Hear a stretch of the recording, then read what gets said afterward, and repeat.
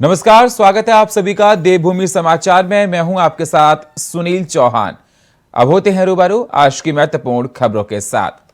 देहरादून में धामी कैबिनेट की अहम बैठक हुई, जिसमें कैबिनेट के सामने 13 प्रस्ताव पेश किए गए और कैबिनेट ने सभी पर अपनी सहमति जताते हुए मोहर लगा दी है।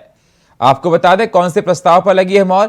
यूडीडीए सभी जिलों में स्टाफ की करेगा नियुक्ति और पहले आउटसोर्स में रखे जाते थे कर्मचारी, ये प्रस्ताव भी है इसमें। और आरईआरए के नियमावली में हुआ है संशोधन, किया गया है इसमें। नवीन चकराता टाउनशिप को लेकर बड़ा फैसला इसमें है। योजना के तहत 40 गांव और जोड़े गए हैं, ये भी इस पर मोहर लगी है। साथ ही साथ एमडीडीए के तहत टाउनशिप बनाई जाएगी। इन पर्यटन विभाग में 37 पद और सृजित किए जाएंगे। जिला मुख्यालय में बढ़ाए गए हैं 12 पद। जिलों में फील्ड ऑफिसर्स के बनेंगे 25 पद। केदारनाथ क्षेत्र में 4 चिंतन शिविर बनाए जाएंगे। राजस्व विभाग में संग्रह अमीन की सेवा नियमावली में संशोधन किया गया है। मुख्यमंत्री उच्च शिक्षा छात्र योजना को मिली है स्वीकृति। हर साल टॉप 3 से रहने वाले छात्रों को महीने में छात्रवृत्ति मिलेगी। खनन विभाग में नियमावली में संशोधन को मंजूरी मिली है। खनन पट्टों की जांच के नियमों में हुआ है संशोधन। नैनीताल हाई कोर्ट को हल्द्वानी शिफ्ट करने की मंजूरी केंद्र से है। और आपको बता दें हल्द्वानी में गोलापार वन विभाग की भूमि पर हाई कोर्ट होकर शिफ्ट। राज्य निर्वाचन आयोग की नियमावली में संशोधन किया गया है और ईसी आयुक्त की नियुक्ति अब 5 साल और बढ़ाई गई, तो 68 साल की उम्र तक बढ़ाई गई है नियुक्ति। राज्य निर्वाचन आयोग की नियमावली में संशोधन किया गया है।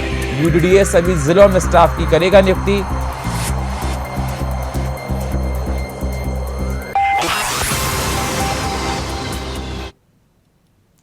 देहरादून में बीजेपी प्रदेश अध्यक्ष महेंद्र भट्ट ने प्रेस कॉन्फ्रेंस कर पार्टी के महाजनसंपर्क अभियान की जानकारी दी है। महेंद्र भट्ट ने कहा कि प्रधानमंत्री के नेतृत्व में देश तेजी से विकास पर आगे जा रहा है। प्रधानमंत्री ने अपना परिवार अपना विकास की नीति को दरकिनार कर सबका साथ सबका विकास किया। साथ ही कहा कि महाजनसंपर्क अभियान के तहत केंद्र की उपलब्धियों को जन जन तक पहुंचाया जाएगा। महाजन संपर्क अभियान के तहत कार्यक्रम तय किए गए हैं। 7 स्थानों में मीडिया प्रतिनिधियों और कार्यकर्ताओं से संवाद किया जाएगा और 20 से 30 जून तक जनता से सीधा संवाद कार्यक्रम होगा।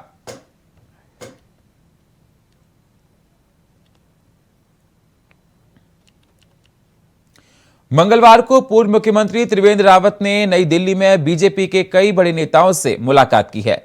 फिर देर शाम वापस देहरादून लौट गए। उन्होंने दिल्ली में पार्टी के राष्ट्रीय महासचिव बीएल संतोष, प्रदेश प्रभारी दुष्यंत गौतम, राष्ट्रीय उपाध्यक्ष सौदान सिंह और संगठन मंत्री श्री प्रकाश से मुलाकात की।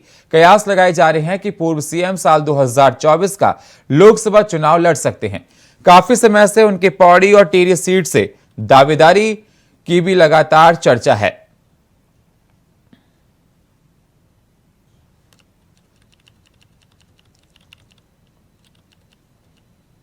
प्रधानमंत्री नरेंद्र मोदी के दौरे को लेकर सीमांत जिले पिथौरागढ़ के दूरस्थ गांव गूंजी में तैयारियां तेज की जा रही हैं। वहीं सूबे के मुख्यमंत्री पुष्कर सिंह धामी ने कहा कि प्रधानमंत्री नरेंद्र मोदी के इंतजार कीजिए। उत्तराखंड वासियों में टकटकी बनी हुई है। उन्होंने कहा कि जब भी पीएम राज्य में पहुंचते हैं तो कुछ ना कुछ उपहार स्वरूप दे जाते हैं। हाल ही में ही राज्य को वंदे भारत एक्सप्रेस से नवाजा गया। उम्मीद है कि अब जब प्रधानमंत्री भी इस बार आएंगे तो कुछ सौगात उत्तराखंड को जरूर लेके आएंगे। सीएम ने कहा कि पीएम का उत्तराखंड से विशेष लगाव है। गौरतलब है कि पीएम मोदी के देश में 51 जगह पर रैली होनी है। इसी कड़ी में उत्तराखंड में भी पीएम नरेंद्र मोदी का दौरा है।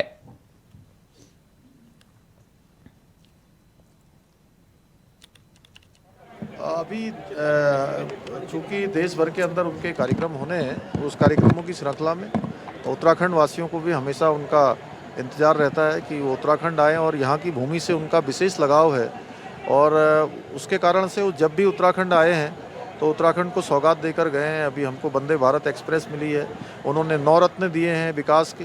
निश्चित रूप से इन सब के कारण से हर उत्तराखंड वासी उनका इंतज़ार करता है। वो आएंगे तो निश्चित रूप से हम सब लोगों से मिलेंगे भी और आगे के कार्यक्रमों को भी बढ़ाने का जो है उनका आह्वान रहता है हमेशा। केंद्र सरकार के 9 वर्ष पूरे होने के उपलक्ष्य में देहरादून के बन्नू स्कूल में देश के असीम विकास को रेखांकित करने वाली प्रदर्शनी का आयोजन किया गया, जिसका उद्घाटन सूबे के मुख्यमंत्री पुष्कर सिंह धामी ने किया। सीएम धामी ने कहा, ये 9 सालों का कालखंड रहा जिसमें जहां भारत के अंदर गरीब कल्याण के लिए अनेकों योजनाएं पीएम मोदी के कार्यकाल में चलाई गई हैं। इस प्रदर्शनी के जरिए सरकार के कामों को जन जन तक पहुंचाया जाएगा।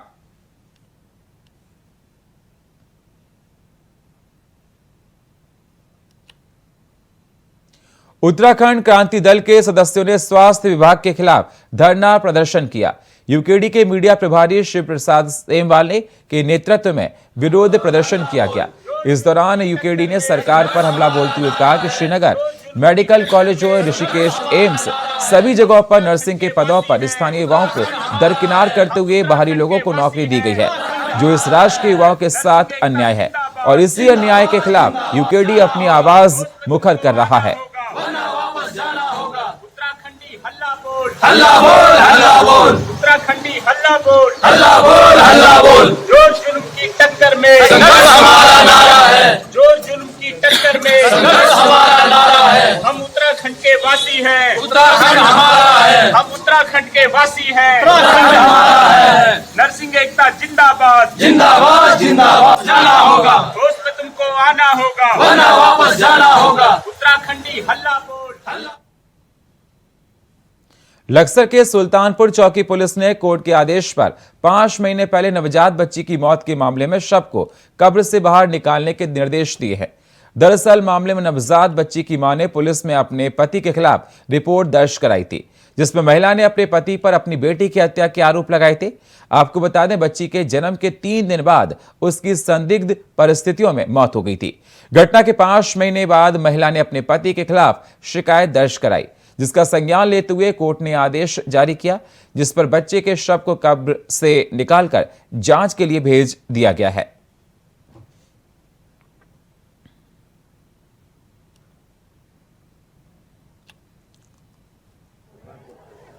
एक अभी शव मिला है, तो उसके बारे में भी विस्तृत जानकारी करने के बाद ही बता पाएंगे कि क्या परिस्थितियां रही थी और क्या उसका कारण था। एक लड़की का शव मिला है सुल्तानपुर से। हाँ, एक अभी शव मिला है, तो उसके बारे में भी विस्तृत जानकारी करने के बाद ही बता पाएंगे कि क्या परिस्थितियां रही थी और क्या उसका कारण था।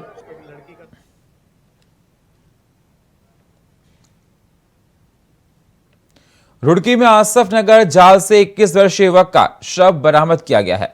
बताया जा रहा है कि युवक शनिवार की शाम बाजूहेड़ी से गंग नहर में डूब गया था। सूचना पर मौके पर पहुंची पुलिस ने शव को कब्जे में लिया है और परिजनों को इसकी सूचना दे दी गई है। फिलहाल पुलिस इस पूरे मामले की जांच में जुटी हुई है।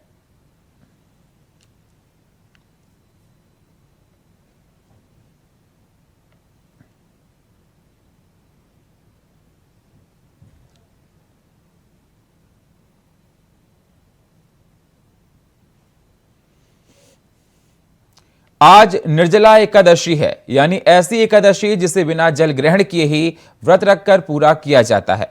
साथ ही गंगा स्नान किया जाता है। इस दिन पितरों के निर्मित पूजा अर्चना और पिंडदान आदि किया जाता है। ऐसा कहा जाता है कि जो भी व्यक्ति इस दिन दान पूजा करता है उसे अक्षय पुण्य की प्राप्ति होती है। इसी पुण्य को पाने के लिए हरिद्वार में बड़ी संख्या में श्रद्धालु पहुंचे, जो गंगा स्नान किया, गंगा के निर्मल जल से स्नान कर पूजा अर्चना कर रहे हैं। हर की पौड़ी समेत तमाम घाटों पर सुबह से श्रद्धालुओं की भीड़ उमड़ हुई है।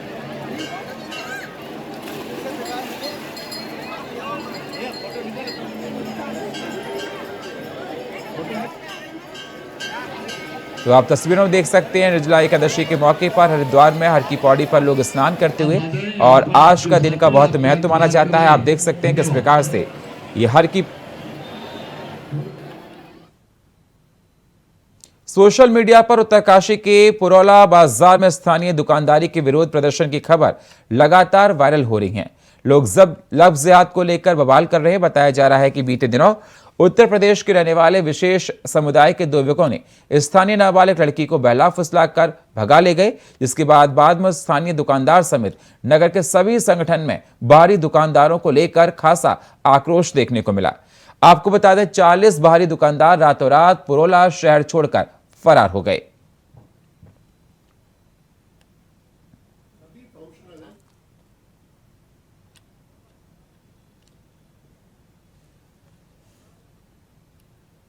रुद्रप्रयाग, रामबाड़ा और लिंचोली के बीच फंसे हैं तीर्थयात्री। आपको बता दें 4 तीर्थयात्री के फंसे होने की खबर सामने आई है। केदारनाथ से दर्शन कर लौट रहे थे श्रद्धालु। लिंचोली और रामबाड़ा में नदी किनारे ये फंसे हुए हैं। लगातार एसडीआरएफ की टीम ने सकुशल ऑपरेशन किया, रेस्क्यू, और बताया जा रहा है निकाल लिया गया। रात के अंधेरे में कड़ी मशक्कत के बाद इनको निकाला गया।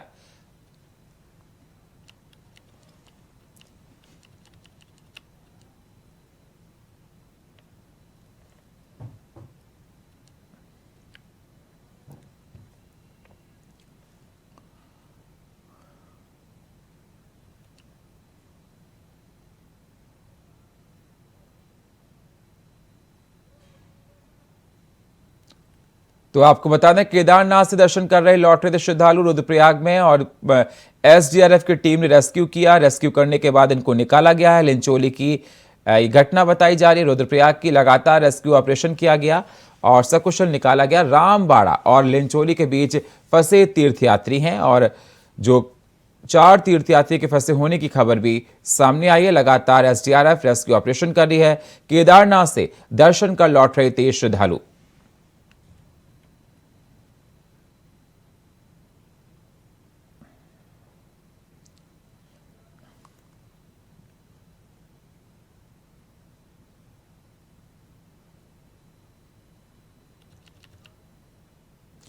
पिथौरागढ़ में शराब के नशे में आपसी विवाद के चलते गांव के एक व्यक्ति के सिर पर पत्थर से वार कर उसकी हत्या कर दी गई।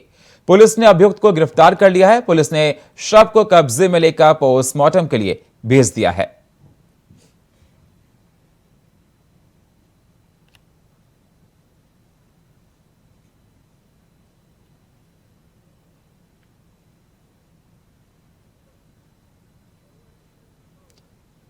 तो आप देख सकते हैं तस्वीरों, पुलिस ने आरोपी को गिरफ्तार किया है। शव मिला है, तस्वीरें दिखा रहे हैं आपको। और शराब के नशे में ये हत्यारा बना है बताया जा रहा है। इस पूरे मामले की पुलिस जांच कर रही है। आपसी विवाद के चलते ये हत्या की गई बताया जा रहा है। पुलिस लगातार इस पर नजर बनाए हुए है। पुलिस ने आरोपी को गिरफ्तार कर लिया है। आरोपी से पूछताछ की जा रही है जिससे और मामलों के खुलासे किए जा सकें। हल्द्वानी में कमिश्नर दीपक रावत ने राष्ट्रीय राजमार्ग और राजमार्ग के अधिकारियों के साथ बैठक की, जिसमें उन्होंने कुमाऊं मंडल की सड़कों की प्रगति को लेकर समीक्षा बैठक की। इस दौरान 5 सड़कों के मामले में वन विभाग में भूमि हस्तांतरण को लेकर लंबित पाए गए। इसके अलावा काशीपुर और बागेश्वर में भी राष्ट्रीय राजमार्ग द्वारा किए जा रहे सड़कों के काम में देरी पाई गई। कुमाऊं कमिश्नर दीपक रावत ने राष्ट्रीय राजमार्ग और स्टेट राजमार्ग के अधिकारियों से जल्द सड़कों के कार्यों को पूरा करने के निर्देश भी दिए हैं।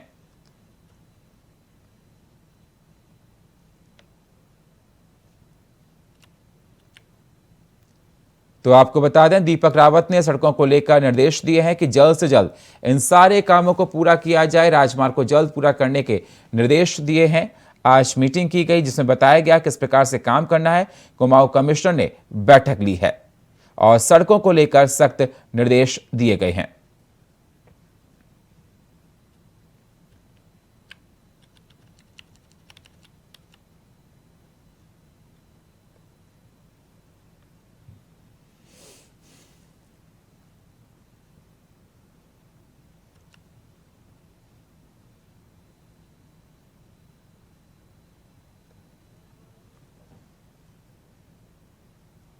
प्रदेश में इस समय चारधाम और हेमकुंड साहिब यात्रा जोर शोरों से चल रही है, तो वहीं दूसरी ओर खराब मौसम आने वाले यात्रियों के लिए परेशानी खड़ी कर रहा है। आपको बता दें मौसम विभाग की ओर से 2 जून तक भारी बारिश को लेकर ऑरेंज अलर्ट जारी किया गया है। वहीं मुख्यमंत्री पुष्कर सिंह धामी ने सभी यात्रियों से अपील की है कि मौसम की जानकारी लेकर ही अपनी यात्रा शुरू करें। मुख्यमंत्री ने कहा कि खराब मौसम के चलते यात्रा को सुचारू रूप से चलाने के लिए प्रशासन के लिए भी अपने आप में एक बहुत बड़ी चुनौती होती है। इसलिए सभी यात्री मौसम की सही जानकारी लेकर ही अपनी यात्रा को शुरू करें।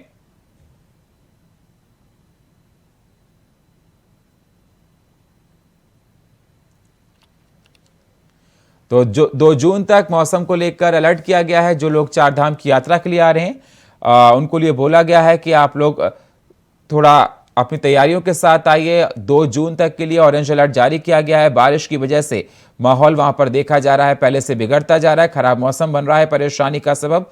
लगातार प्रशासन इस बातों पर नजर बनाए हुए जगह समय समय पर एडवाइजरी जारी की जा रही है और 2 जून को बारिश को लेकर अलर्ट भी जारी किया गया है। तो सीएम धामी ने यात्रियों से अपील की है कि मौसम को देखते हुए यात्रा करें, जिससे कोई परेशानी उनको ना हो और मौसम की जानकारी लेकर ही यात्री करें। चारधाम और हेमकुंड साहिब यात्रा को लेकर ये फरमान जारी किया गया है।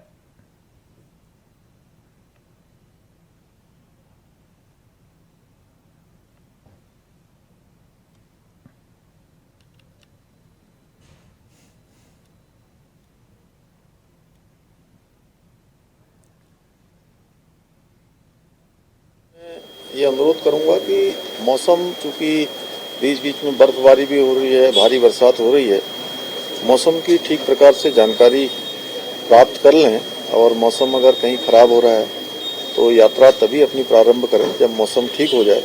अन्यथा कहीं भी अगर किसी को परेशानी होगी तो निश्चित रूप से हम प्रदेश के अंदर यात्रा को संचालन कर रहे हैं तो हम लोग भी परेशान होंगे और हमारा उद्देश्य है कि कोई भी यात्री, कोई भी श्रद्धालु उसको इस यात्रा में किसी प्रकार की परेशानियों का सामना न करना पड़े। सभी से मैं ये अनुरोध करूंगा। लक्सर के सैदाबाद गांव के हनुमान मंदिर पर हवन यज्ञ और मेले में शामिल होने आए एक किशोर की बाणगंगा नदी में नहाते समय डूबने से मौत हो गई। सूचना पर पहुंची पुलिस ने किशोर को नदी से निकालकर अस्पताल में भर्ती कराया, जहां डॉक्टर ने उसे मृत घोषित कर दिया। घटना की जानकारी परिजनों को मिलने के बाद से घर में मातम छाया हुआ है। तो बाणगंगा में नहाते हुए जो किशोर है वो डूब गया। परिवार वालों को जैसे ही सूचना मिली, घर में मातम छाया हुआ है। मां बाप का रो रो कर बुरा हाल है। घटना के बाद गांव में गमगीन माहौल देखा जा रहा है।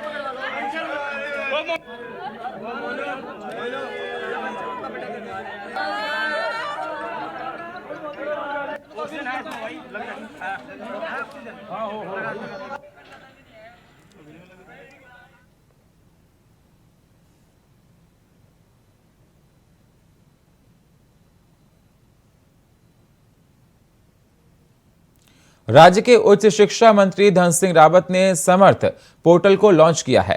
इस पोर्टल के माध्यम से अब राज्य भर में इंटर पास विद्यार्थियों को और विश्वविद्यालय और महाविद्यालयों में नामांकन करवाने में आसानी होगी।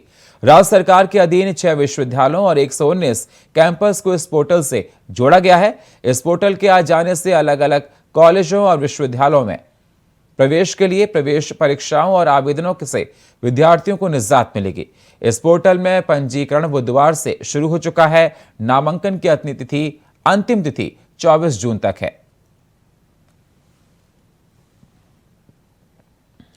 आज हमने समर्थ पोर्टल लॉन्च किया है। उसमें प्रत्येक बच्चे को जो है ऑनलाइन वो एडमिशन ले सकता है। 10 कॉलेजों को चॉइस कर सकता है। चॉइस बेस्ड शिक्षा पे जा सकता है। जहां अच्छा कॉलेज है उसको दिया जा सकता है। और ये भारत सरकार का पोर्टल है, इसमें कोई भी बच्चा रजिस्ट्रेशन कर सकता है। चमोली तीर्थ यात्रियों के लिए देवदूत बनी चमोली पुलिस बनकर सामने आई है। दरअसल देर रात बद्रीनाथ से जोशीमठ आ रही एक वाहन लामबाड़ के पास दुर्घटनाग्रस्त हो गई, जिसकी सूचना मिलते ही पुलिस एक्शन में आई और sub inspector Sampurnanand Juyal police बल के साथ मौके पर पहुंच गए।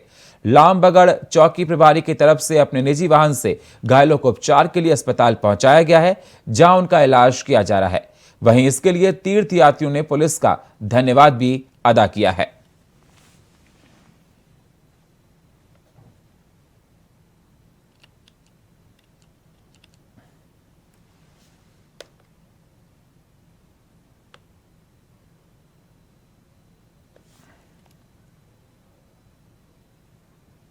बुधवार को सुबह से हो रही मूसलाधार बारिश की वजह से मसूरी यमुनोत्री राष्ट्रीय राजमार्ग 707 थाना कैंपटी के पास जगह जगह मलबा आने से अवरुद्ध हो गया था, जिससे भारी पर्यटकों और चारधाम यात्रियों को असुविधा हो रही थी, जिस पर कैंपटी थाने की तरफ से जल्द कार्रवाई करते हुए जेसीबी की मदद से रास्ता को खुलवा दिया गया है। NH 707 हुआ है बाधित और कैंपटी थाने के पास हुआ था और मलबे आने से बाधित हो रहा था। लोगों को आने जाने में परेशानियों का सामना करना पड़ रहा था। प्रशासन ने जेसीबी की मदद से रास्ता खुलवाया है, जिससे जो परेशानियां लोगों को हो रही थी, जो चारधाम की यात्रा के लिए आए थे, कैंपटी फॉल्स देखने आए थे, बारिश की वजह से वो परेशानियां कम हो गई हैं और रास्ता खोल दिया गया है।